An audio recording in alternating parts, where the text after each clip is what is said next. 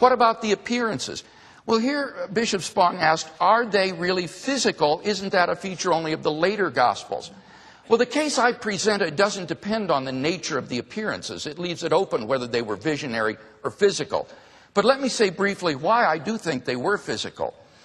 The claim that they only were physical in later Gospels assumes that these Gospels were written much later. But I think we have every reason to think that Acts was written prior to AD 62, and Luke's Gospel, therefore, sometime in the late AD 50s.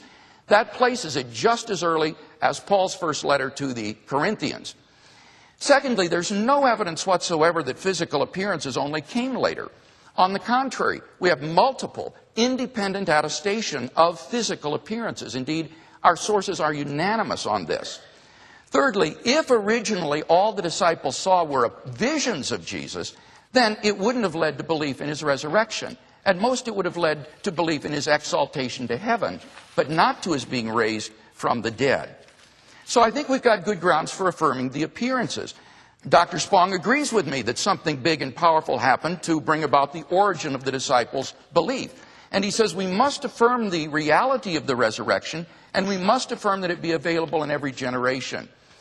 But where my disagreement is, I think, is that Bishop Spong wants to retain the language of Christian theology while evacuating it of any literal significance. On Bishop Spong's view, Jesus wasn't literally raised from the dead. His corpse was thrown into a shallow dirt grave where it rotted away. Jesus is literally dead.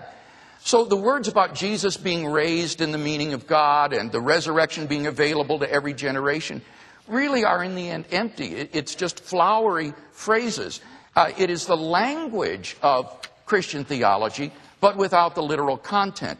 And so my concern is that the power and life of the resurrection cannot be available to every generation unless this is a real event that actually happened rather than just mythology or a fairy tale. And therefore, I think it's critical that we affirm the historicity of the resurrection as a basis for our affirmation of its meaning.